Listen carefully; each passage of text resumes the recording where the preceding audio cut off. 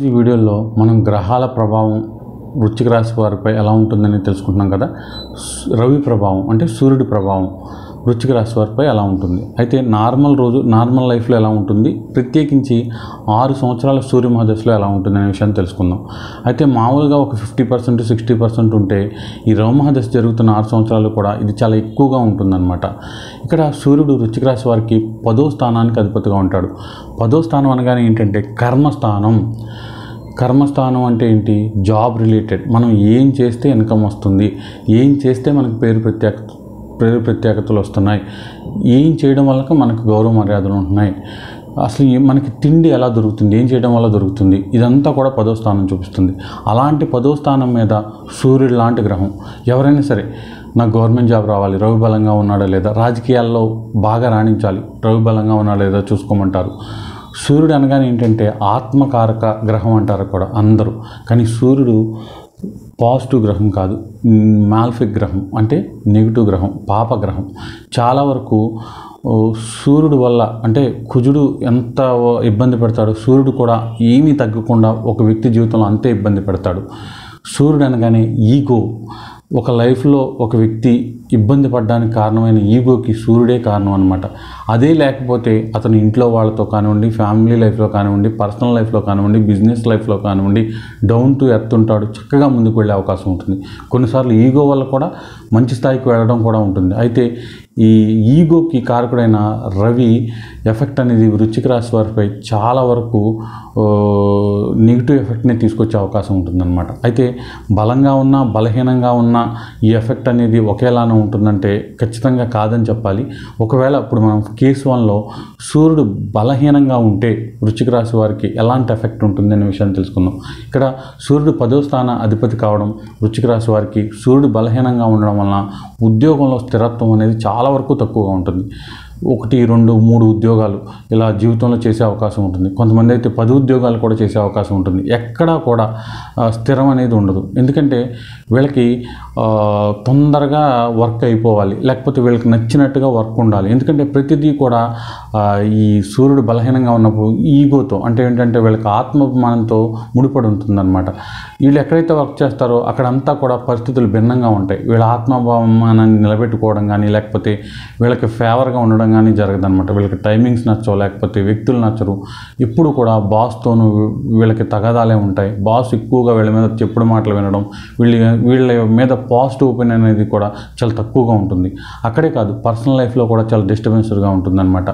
వీళ్ళ ఆలోచనలు కుటుంబంలో వాళ్ళ ఆలోచనలు అస్సలు సెట్ అవ్వన్నమాట. కుటుంబం వాళ్ళందరూ తూర్పుకు వెళ్తే వీళ్ళు మాత్రం పడమరకు వెళ్తారు. వీళ్ళు మంచిగా ఉంటారా చెడుగా ఉంటారా పక్కన పెడితే కుటుంబంలో వీళ్ళ ఆలోచనలకి డిఫరెన్స్ ఉండడం వలన అవి ఎలాంటి ఆలోచనలైనా వీళ్ళు 3వ వ్యక్తిగా కుటుంబంలో ఉంటారు. వీళ్ళు ఏదో భోజనం తింటారు, లేకపోతే వీళ్ళు డబ్బులు తెచ్చిస్తే కుటుంబం వాళ్ళు వాడుకుంటారు తప్ప వీళ్ళ ప్రతిదీ కూడా జరిగే విషయాలన్నీ కూడా వీళ్ళతో డిస్కస్ చేయడం కానీ, లేకపోతే వీళ్ళ మాట ప్రకారం వెళ్ళడం కానీ చాలా తక్కువగా ఉంటుందన్నమాట. వీళ్ళ దగ్గర అన్నీ కూడా చాలా వరకు దాచేసే అవకాశం ఉంటుంది. ఇక ఎడ్యుకేషన్లో కూడా చాలా ఇబ్బందులు అనేది ఎదుర్కొనే అవకాశం ఉంటుంది. కొంతకాలం తర్వాత అంటే 10th తర్వాత ఇంటర్ తర్వాత చదువుకోవడం అనేది కత్తి మీద సాములా ఉండే అవకాశం ఉంటుందన్నమాట. బంధువుల ఇళ్లలో చదువుకోవడం, లేకపోతే వేరే హాస్టల్లో ఉండి చదువుకోవడం, అక్కడ పరిస్థితులు అస్సలు అనుకూలించకపోవడం, హెల్త్ ప్రాబ్లమ్స్ రావడం. ఎందుకంటే ఇప్పుడు సూర్యుడు బలహీనంగా ఉన్నప్పుడు ఇమ్యూనిటీ పవర్ అనేది చాలా తక్కువగా ఉంటుంది. వీటితో ఇబ్బంది పడడం, చదువు లైఫ్ అంతా కూడా ఏదైతే ఎడ్యుకేషన్ లైఫ్ ఉందో అదంతా కూడా నరకంగా ఉండడం అనేది జరుగుతుంది. తర్వాత కూడా జాబ్ వచ్చినా కూడా కొంతకాలం వరకు చాలని జీతాలు, ఈఎంఐలు, వడ్డీలు ఇవన్నీ కూడా చాలా ఇబ్బంది పెట్టే అవకాశం ఉంటుంది. అలాగే సూర్యుడు బలహీనంగా ఉన్నవాళ్ళు రాజకీయ నాయకుల వల్ల, పై అధికారుల వల్ల ఇబ్బంది పడే అవకాశం ఉంటుంది. లేకపోతే స్నేహితులు, లేకపోతే కొలీగ్స్ వీళ్ళు కూడా పెద్దగా వీళ్ళని నమ్మకపోవడం, లేకపోతే వీళ్ళకి ఫేవర్గా ఉండకపోవడం అనేది జీవితంలో ప్రతి చోట కంటే ఆల్ ఏరియాస్ ఆఫ్ లైఫ్లో కూడా ఇబ్బంది పెట్టే అవకాశం ఉంటుందన్నమాట. అయితే వీళ్ళు కొంతవరకు ఆత్మాభిమానాన్ని పక్కన పెట్టాలి.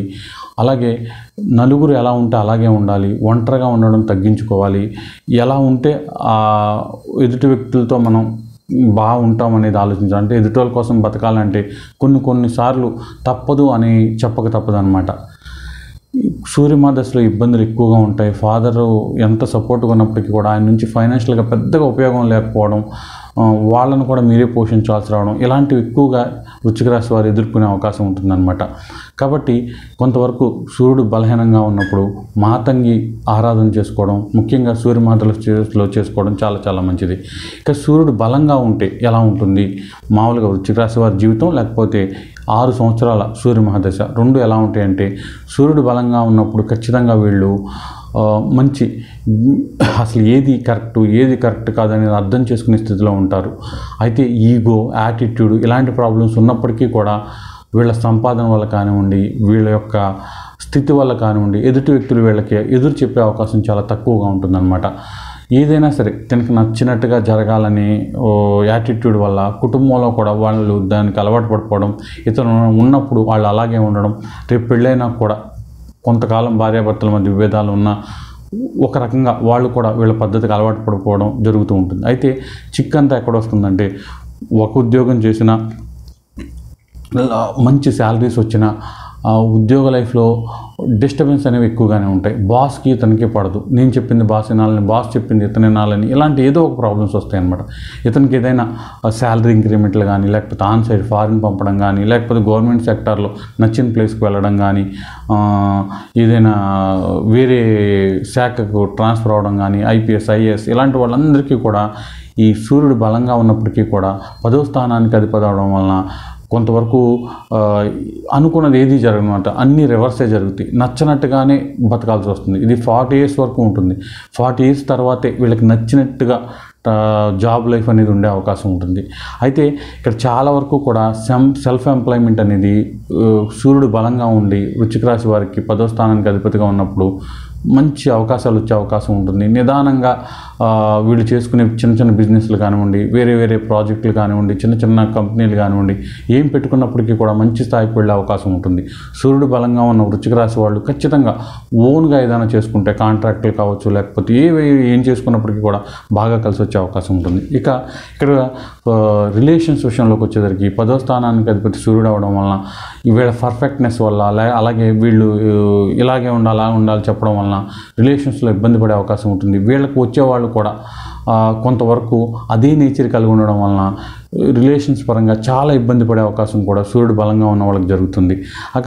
వీళ్ళకు కూడా ఈ కాంపిటీషన్ అనేది విపరీతంగా ఉంటుంది. ఎక్కడైనా సరే ఏదో మొత్తం బుర్రను అరగతీస్తే తప్ప గెలవలేమనే స్థితులు ఎక్కువగా ఏర్పడుతూ ఉంటాయి అన్నమాట. చిన్న వాటి నుంచి పెద్ద వాటిలకు కూడా మొత్తం కాన్సన్ట్రేషన్ కానివ్వండి, పర్సనల్ లైఫ్ని కానివ్వండి, మొత్తం త్యాగం చేస్తే తప్ప ఆ పనులు అన్నట్టుగా ఉంటాయి అన్నమాట.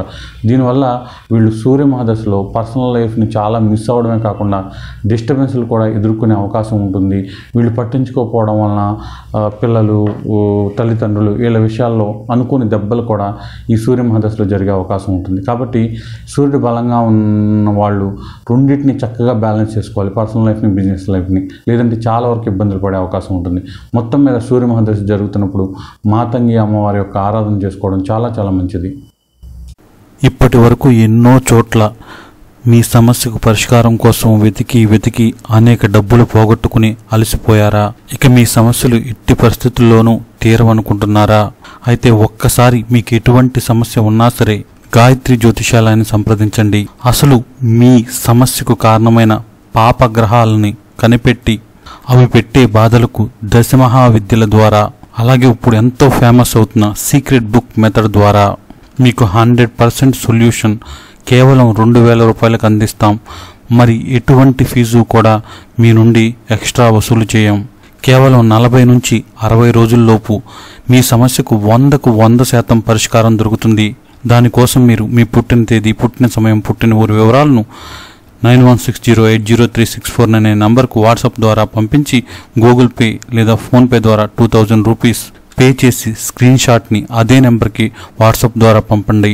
కేవలం 10 రోజుల్లోపు ఒకరోజు ముందుగా మీకు టైం ఇన్ఫామ్ చేసి ఆ టైంకి మేము ఫోన్ చేసి మీ సమస్యకు పరిష్కారం తెలుపుతాం. 100కు 100% మీ సమస్యకు పరిష్కారం దొరుకుతుంది.